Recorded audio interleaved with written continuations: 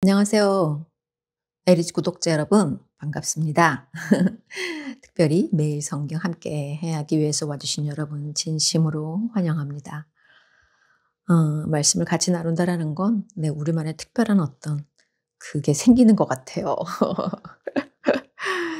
역시 오늘도 성서 유니온의 매일 성경을 가지고 같이 나눌 텐데요.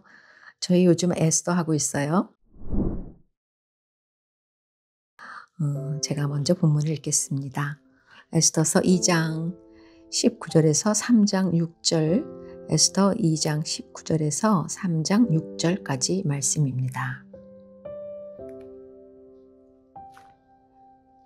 처녀들을 다시 모을 때에는 모르드게가 대궐문에 앉았더라. 에스더는 모르드게가 명령한 대로 그 종족과 민족을 말하지 아니하니 그가 모르드게의 명령을 양육받을 때와 같이 따름이더라. 모르드게가 대궐문에 앉았을 때에 문을 지키던 왕의 내시 빅단과 데레스 두 사람이 원한을 품고 아수에로 왕을 암살하려는 음모를 꾸미는 것을 모르드게가 알고 왕후 에스더에게 알리니 에스더가 모르드게의 이름으로 왕에게 아뢰는지라. 조사하여 실증을 얻었으므로 두 사람을 나무에 달고 그 일을 왕 앞에서 궁중일기에 기록하니라.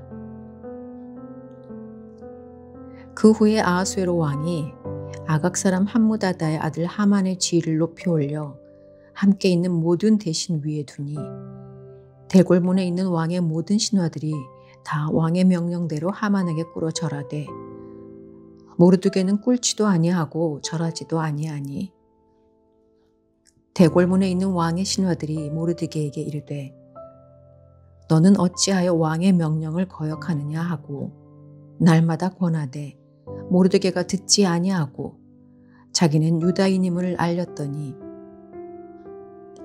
그들이 모르드게의 일이 어찌 되나 보고자 하여 하만에게 전하였더라. 하만이 모르드게가 무릎을 꿇지도 아니하고 절하지도 아니함을 보고 매우 노하더니 그들이 모르드게의 민족을 하만에게 알림으로 하만이 모르드게만 죽이는 것이 부족하다고 생각하고 아하수에로의 온 나라에 있는 유다인 곧 모르드게의 민족을 다 멸하고자 하더라. 아멘.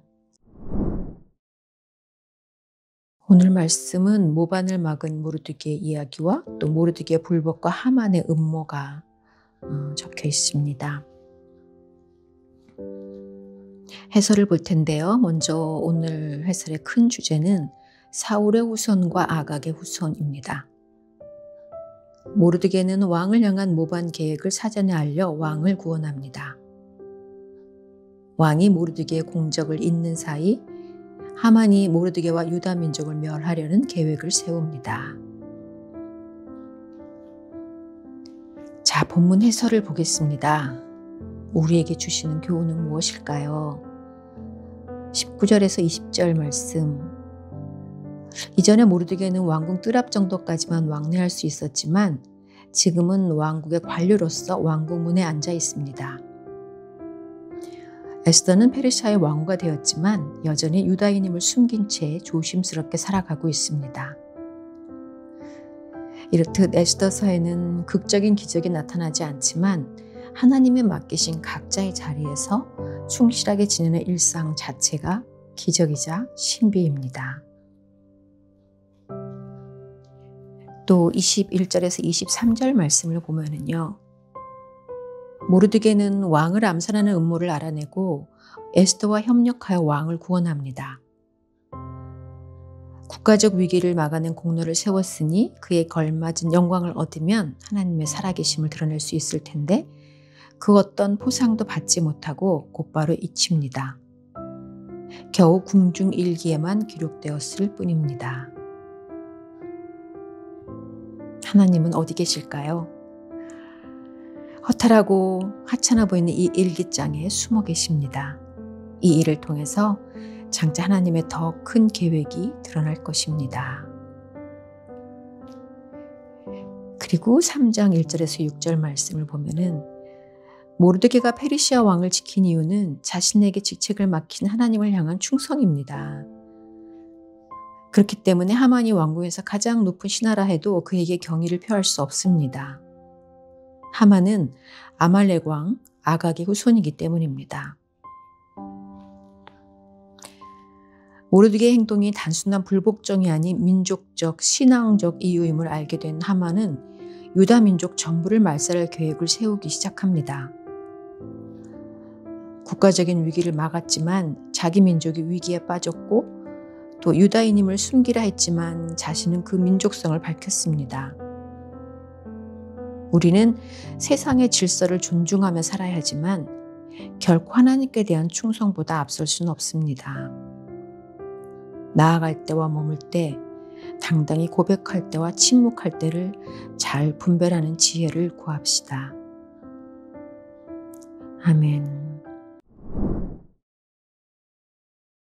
네, 오늘 말씀은 그러게요. 그 모르드게가 왕을 위해서 아주 큰 일을 하죠. 정말 엄청난 일을 하는데 그게 당연히 그동안에 그 아하수에로 왕이 했던 걸 보면은 당연히 막 상을 주고 막 했었을 것 같은데 그냥 아무 일이 없어요.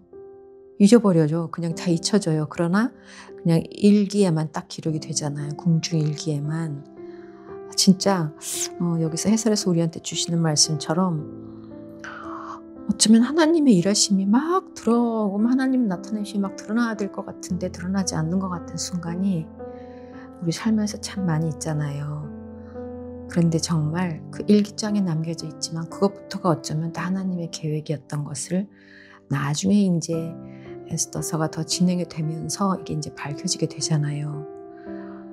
근데 우리는 지금 당장만 보고 살아가는 사람들인지라 지금 당장 내가 너무 억울하고 아니면 내가 뭘 굉장히 잘한 것 같은데 어떠한 칭찬과 때로는 인정이 보이지 않을 때 마음에 섭섭함이 있을 수 있지만 그러나 하나님은 아십니다. 하나님은 아십니다. 그걸 기억했으면 좋겠어요. 그리고 무엇보다도 특별히 이제 사람을 살리는 선한 일을 했을 때 그 사람들이 그런 마음이 있잖아요. 나 이렇게 하는데 왜 저 사람은 아무것도 아닌 건데 다 알아주고 나는 이렇게 하는데 왜 아무도 알아주지 않지? 이런 생각이 들 때가 있어요. 우리가 약하니까요. 또 교회에서도 그런 경우 많이 있겠죠. 그러나 하나님이 알고 계시고 특별히 그 선한 일을 하나님이 더 즐거워하시고 그게 사람을 살리는 일을 하나님이 정말 가장 기뻐하시는 일이라는 거를 기억하셨으면 좋겠어요. 뭐 칭찬은 사람도 칭찬은 고래도 뭐 춤추게 한다니까 너무 좋죠. 당연히 칭찬해야 되죠. 그러나 그거를 내가 받지 못했을 때 그것 때문에 의기소침하거나 마음이 상하거나 그러지는 말아야겠습니다. 하나님께서는 다 알고 계시니까요. 그리고 지금의 조용히 있었던 이 시간이 다음에 어떻게 더 큰 많은 것들을 물고 와서 정말 더 많은 사람들을 살려내는 큰 일을 행할 수도 있지 않겠어요? 저는 개인적으로 그런 경험을 참 많이 했습니다. 그냥 조용히 지나갔던 어떤 선한 일들이 나중에 그걸 통해서 다른 사람을 살리고 있는 걸 많이 목도했어요. 그래서 얼마나 감사한지 모릅니다. 그때 우리는 정말 소름 끼쳐 하잖아요. 어머나 이러면서 진짜 우리는 그저 하나님께 충성하면서 이 말씀 그 해설 후반에 있었던 것처럼 나아갈 때 머물 때 당당히 고백할 때 침묵할 때를 잘 지혜롭게 판단하며 가는 우리가 됐으면 좋겠어요. 그리고 남이 알아주지 않아도 하나님이 아시니 더 늘 선한 일에 참여하는 저와 여러분이 됐으면 참 좋겠습니다. 자, 오늘도 애써서 함께 나눠주신 여러분 감사합니다. 저 또 내일 말씀 들고 다시 올게요. 여러분 사랑하며 축복합니다.